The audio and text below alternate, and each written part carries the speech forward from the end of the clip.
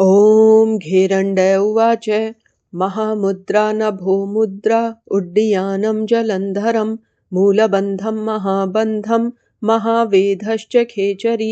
विपरीतैकर्योनिर्वज्रालीशक्तिचालनी तडागी माण्डुकी मुद्रा शाम्भवी पञ्चधारणा अश्विनी पाशिनी काकी मातङ्गी च भुजङ्गिनी पञ्चविंशतिमुद्राश्च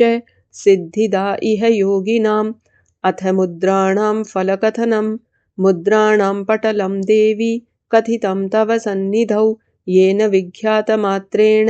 सर्वसिद्धिः प्रजायते। गोपनीयं प्रयत्नेन न देयं यस्य कस्यचित् प्रीतिदं योगिनां चैव दुर्लभं मरुतामपि। अथ महामुद्रा कथनं पायुमूलं वामगुल्फे सम्पीड्य दृढयत्नतः याम्यपादं प्रसार्याथ करे धृतपदाङ्गुलः कण्ठसङ्कोचनं कृत्वा भ्रुवोर्मध्यं निरीक्षयेत्। महामुद्राभिधा मुद्रा कथ्यते चैव सूरिभिः। अथ महामुद्रा फलकथनं वलितं पलितं चैव जरां मृत्युं निवारयेत् क्षयकासं गुदावर्तं प्लीहजीर्णं ज्वरं तथा नाशयेत् सर्वरोगांश्च महामुद्रा च साधनात्। अथ नभोमुद्रा कथनं यत्र स्थितो योगी सर्वकार्येषु सर्वदा ऊर्ध्वजिह्वः स्थिरो भूत्वा धारयेत् पवनं सदा। नभोमुद्रा भवेदेषा योगिनां रोगनाशिनी। अथ उड्डीयानकथनं उदरे पश्चिमं तानं नाभिरूर्ध्वं तु कारयेत् उड्डीनं कुरुते यस्मात् विश्रान्तं महाखगः उड्डीयानं त्वसौ बन्धो मृत्युमातङ्गकेसरी। अथोड्डीयानबन्धस्य फलकथनं समग्राद्बन्धनाद्धेते तदुड्डीयानं विशिष्यते। उड्डीयाने समभ्यस्ते मुक्तिः स्वाभाविकी भवेत्। अथ जालन्धरबन्धकथनं कण्ठसङ्कोचनं कृत्वा चिबुकं हृदये न्यसेत्। जालन्धरे कृते बन्धे षोडशाधारबन्धनं जालन्धर महामुद्रा मृत्योश्च क्षयकारिणी। अथ जालन्धरबन्धस्य फलकथनं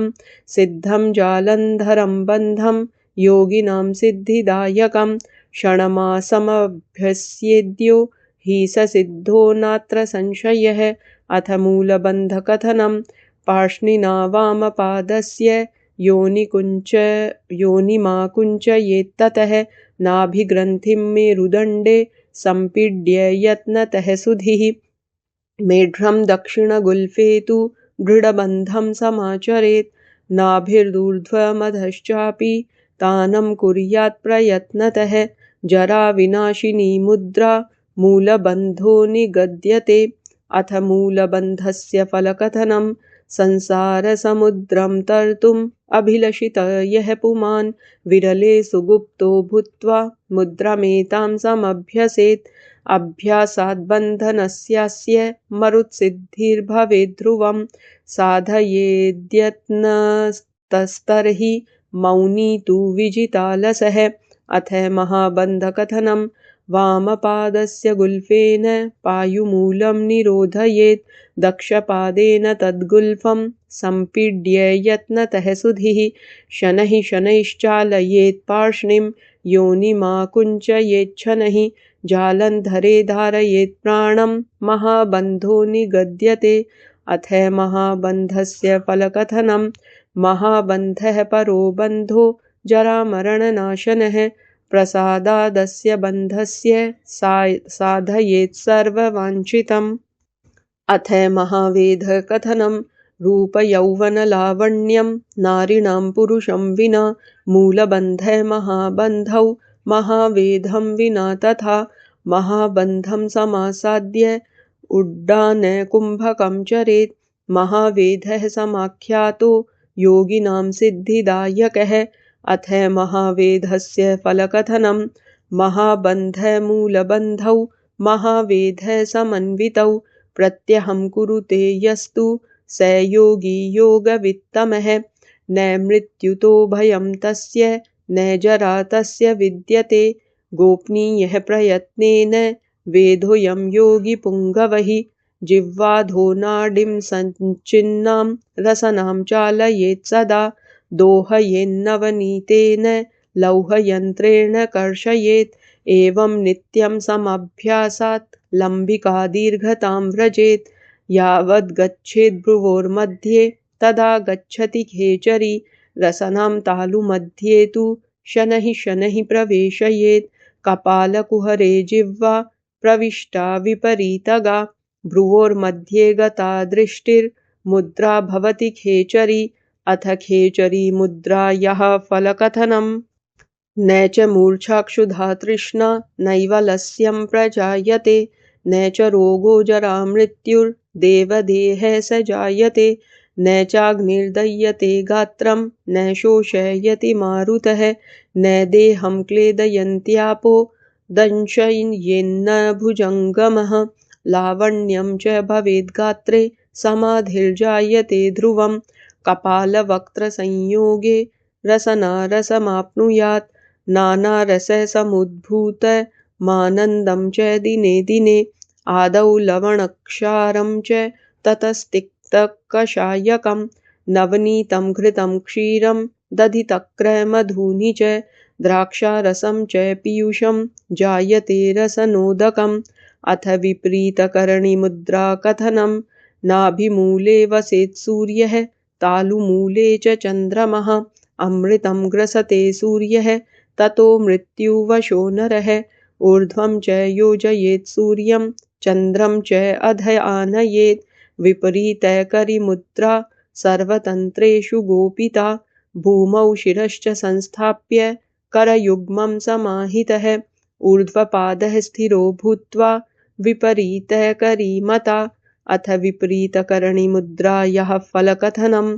मुद्रां च साधयेन्नित्यं जरां मृत्युं च नाशयेत् स सिद्धः सर्वलोकेषु प्रलयेऽपि न सीदति अथ योनिमुद्रा कथनं सिद्धासनं समासाद्य कर्णाक्षी नासिकामुखम् अङ्गुष्ठतर्जनीमध्या नामादिभिश्च धारयेत् काकिभिः प्राणं सङ्कृष्य अपाने योजयेत् ततः षट्चक्राणि क्रमाध्यात्वा हुंहंसमनुना सुधिः चैतन्यमानयेद्देवीं निद्रिताया भुजङ्गिनी जीवेन सहितां शक्तिं समुत्थाप्य पराम्बुजे शक्तिमयः स्वयं भूत्वा परं शिवेन सङ्गमं नानासुखं विहारं च चिन्तयेत् परमं सुखं शिवशक्तिसमायोगाद् एकान्तं भुवि भावयेत् आनन्दमानसो भूत्वा अहं ब्रह्मेति सम्भवेत् योनिमुद्रा परागोप्या देवानामपि दुर्लभा सकृतुलाभसंसिद्धिः समाधिस्थः स एव हि अथ योनिमुद्रा फलकथनं ब्रह्मः भ्रूणः चैव सुरापि गुरुतल्पगः एतैः पापैर्न लिप्येत योनिमुद्रानि बन्धनात् यानि पापानि घोराणि उपपापानि यानि च तानि सर्वाणि नश्यन्ति योनिमुद्रानि बन्धनात् तस्माद्यभ्यसनं कुर्याद् यदि मुक्तिं समिच्छति अथ वज्रौलिमुद्रा कथनं धरामवष्टभ्यकरयोः तलाभ्यः मूर्ध्वं क्षिपेत् पादयुगं शिरःखे शक्तिप्रबोधाय चिरजीवनाय वज्रौलिमुद्रां मुनयो वदन्ति अथ वज्रौलिमुद्रायाः फलकथनम् अयं योगो योगश्रेष्ठो योगिनां मुक्तिकारणम् अयं हितप्रदो योगो योगिनां सिद्धिदायकः एतद्योगप्रसादेन बिन्दुसिद्धिर्भवेद्ध्रुवं सिद्धिबिन्दौ महायत्ने किं न सिद्ध्यति भूतले योगेन महता युक्तो यदि मुद्रां समाचरेत् तथापि सकला सिद्धिः तस्य भवति निश्चितम् अथ शक्तिचालनी मुद्रा कथनं मूलाधारे आत्मशक्तिः कुण्डली परदेवता शयिता भुजगाकारा सार्धत्रिवलयान्विता यावत् स निद्रिता देहे तावज्जीवः पशुर्यथा ज्ञानं न जायते तावत् कोटियोगं समभ्यसेत् उद्घाटयेत् कवाटं च यथा कुञ्चिकया हठात् कुण्डलिन्यः प्रबोधेन ब्रह्मद्वारं प्रभेदयेत् नाभिं संवेष्ट्य वस्त्रेण न च नग्नो बहिः स्थितः गोपनीयगृहे स्थित्वा शक्तिचालनमभ्यसेत् वितस्ति प्रमितं दीर्घं विस्तारे चतुरङ्गुलं मृदुलं धवलं सूक्ष्मं वेष्टनाम्बरलक्षणम् एवम् अम्बरयुक्तं च कटिसूत्रेण योजयेत् भस्मनागात्रं संलिप्य सिद्धासनं समाचरेत् नासाभ्यां प्राणमाकृष्य अपाने योजयेत् बलात् तावदात् कुञ्चयेत् गुह्यं शनैरश्विनि मुद्रया यावद्गच्छेत् सुषुम्नायां वायुः प्रकाशयेद्धठात् तदा वायुप्रबन्धेन कुम्भिका च भुजङ्गिनी बद्धश्वासः ततो भूत्वा ऊर्ध्वमार्गं प्रपद्यते शब्दद्वयं फलैकं तु योनिमुद्रां च चालयेत् विना शक्तिचालनेन योनिमुद्रा न सिद्ध्यति आदौ चालनमभ्यस्य योनिमुद्रां समभ्यसेत् इति ते कथितं चण्ड कपाले शक्तिचालनं गोपनीयं प्रयत्नेन दिने दिने समभ्यसेत् अथ शक्तिचालनी मुद्रायाः फलकथनं मुद्रेयं परया गोप्या जरामरणनाशिनी तस्माद्यभ्यसनं कार्यं योगिभिः सिद्धिकाङ्क्षिभिः नित्यं योऽभ्यसते योगी सिद्धिस्तस्य करे स्थिता तस्य विग्रहसिद्धिः स्यात् रोगाणां संक्षयो भवेत् अथ तडागिमुद्रा कथनम् उदरं पश्चिमोत्तानं कृत्वा च तडागाकृति तडागी सा परा मुद्रा जरामृत्युविनाशिनी अथ माण्डुकिमुद्रा कथनं मुखं समुद्रितं कृत्वा जिह्वामूलं प्रचालयेत् शनैर्ग्रसेद्मृतं तन्मान् माण्डुकिं मुद्रिकां विदुः अथ माण्डुकिमुद्रायाः कथनं वलितं पलितं नैव जायते नित्ययौवनं न केशे जायते पाको यः कुर्यान्नित्यमाण्डुकिम् अथ शाम्भवी मुद्रा कथनं नेत्राञ्जनं समालोक्य आत्मारामं निरीक्षयेत् सा भवेच्छाम्भवी मुद्रा सर्वतन्त्रेषु गोपिता अथ शाम्भवी मुद्रायाः फलकथनं वेदशास्त्रपुराणानि सामान्यगणिका इव इयं तु शाम्भवी मुद्रा गुप्ता कुलवधूरिव स एव आदिनाथश्च स च नारायणः स्वयं स च ब्रह्मा सृष्टिकारी यो मुद्रां वेत्ति शाम्भवीं सत्यं सत्यं पुनः सत्यं सत्यमुक्तं महेश्वरः शाम्भवीं यो विजानीयात् स च ब्रह्म न चान्यथा अथ पञ्चधारणा मुद्रा कथनं कथिता शाम्भवी मुद्रा शृणुष्व पञ्चधारणां धारणानि समासाद्य किं न सिद्ध्यति भूतले अनेन नरदेहेन स्वर्गेषु गमनागमं मनोगतिर्भवेत्तस्य खेचरत्वं न चान्यथा अथ पार्थिवी धारणा मुद्रा कथनं यत्तत्त्वं हरितालदेशरचितं भौमं लकारान्वितं वेदास्त्रं कमलासनेन सहितं कृत्वा हृदि स्थायिनं प्राणं तत्र विलीय पञ्चघटिकाश्चित्तान्वितं धारयेत् एषा स्तम्भकरी सदा क्षितिजयं कुर्यादधो धारणा अथ पार्थिवी धारणा मुद्रायाः फलकथनं पार्थिवी धारणा मुद्रां यः करोति च नित्यशः मृत्युञ्जयः स्वयं सोऽपि स सिद्धो विचरेद्भुवि अथाम्भसी धारणा मुद्रा कथनं शङ्खेन्दुप्रतिमं च कुन्दधवलं तत्त्वं किलालं शुभं तत्पीयूषवकारबीजसहितं युक्तं सदा विष्णुना प्राणं तत्र विलीय पञ्चघटिकाश्चित्तान्वितं धारयेत् एषा दुस्सहताप पापहरिणी स्यादाम्भसी धारणा अथाम्भसि धारणा मुद्रा यः फलकथनम् आम्भसिं परमां मुद्रां यो जानाति स योगवित् जले च गभीरे घोरे मरणं तस्य नो भवेत् इयं तु परमा मुद्रा गोपनीयां प्रयत्नतः प्रकाशात् सिद्धिहानिः स्यात् सत्यं वच्मि च तत्त्वतः अथाग्नेयी धारणा मुद्रा कथनं यन्नाभिस्थितमिन्द्रगोपसदृशं बीजं त्रिकोणान्वितं तत्त्वं तेजमयं प्रदीप्तमरुणं रुद्रेण यत्सिद्धिदं प्राणं तत्र विलीय पञ्चघटिकाश्चित्तान्वितं धारयेत् एषा कालगभीरभीतिहरिणी वैश्वानरी धारणा अथाग्नेयी धारणा मुद्रा यः फलकथनं प्रदीप्ते ज्वलिते वह्नौ यदि पतति साधकः एतन्मुद्रा प्रसादेन स जीवति न मृत्युभाक् अथवा यविधारणा मुद्रा कथनं यद्भिन्नाज्जनपुञ्जसन्निभमिदं धूम्रावभासं परं तत्त्वं सत्त्वमयं यकारसहितं यत्रेश्वरो देवता प्राणं तत्र विलीय पञ्चघटिकाश्चित्तान्वितं धारयेत् एषाखे गमनं करोति यमिनां स्याद्वायवीधारणा अथवा यवीधारणा मुद्रा यः फलकथनम् इयं तु परमा मुद्रा जरामृत्युविनाशिनी वायुना म्रियते नापि खेगतेश्च प्रदायिनी शठाय भक्तिहीनाय न देया यस्य कस्यचित् दत्ते च सिद्धिहानिः स्यात् सत्यं वच्मि च चण्डते अथाकाशीधारणा मुद्रा कथनं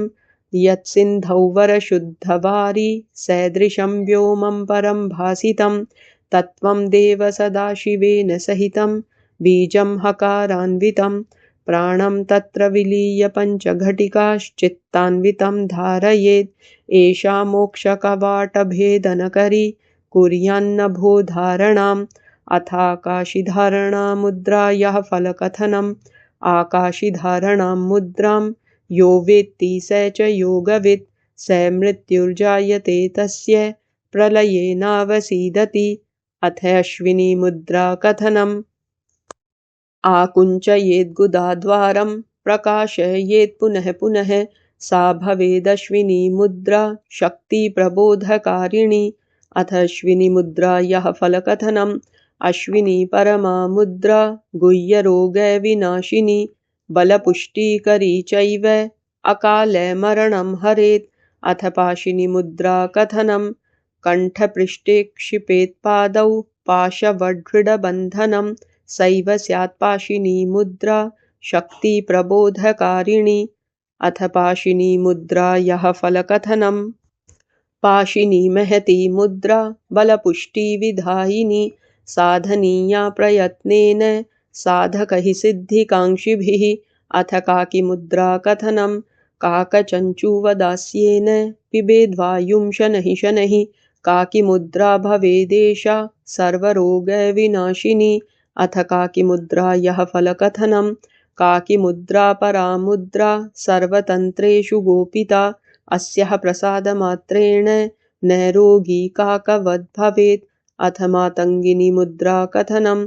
कण्ठमग्ने जले स्थित्वा नासाभ्यां जलमाहरेत् मुखान् निर्गमयेत् पश्चात् पुनर्वक्त्रेण चाहरेत् नासाभ्यां रेचयेत् पश्चात् कुर्यादेवं पुनः पुनः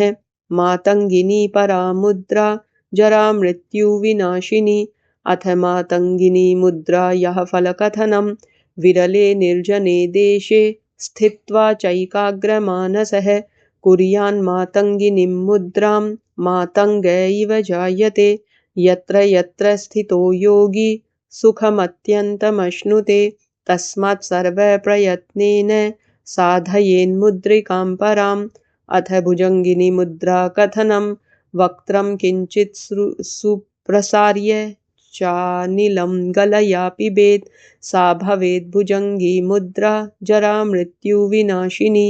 अथ भुजङ्गिनी मुद्रा यः फलकथनं यावच्च उदरे रोगा अजीर्णादिविशेषतः तत्सर्वं नाशयेदाशु यत्र मुद्रा भुजङ्गिनी सर्वे रोगा विनश्यन्ति भुजङ्गी मुद्रया ध्रुवं योगसिद्धिप्रदा चेयं प्रोक्तयोगपरायणैः। अथ मुद्राणां फलकथनम्। इदं तु मुद्रापटलं कथितं चण्डते शुभं वल्लभं सर्वसिद्धानां जरामरणनाशनं शठाय भक्तिहीनाय नैदेयं यस्य कस्यचित् गोपनीयं प्रयत्नेन दुर्लभं मरुतामपि ऋजवे शान्तचित्ताय गुरुभक्तिपराय च कुलीनाय प्रदातव्यं भोगमुक्तिप्रदायकं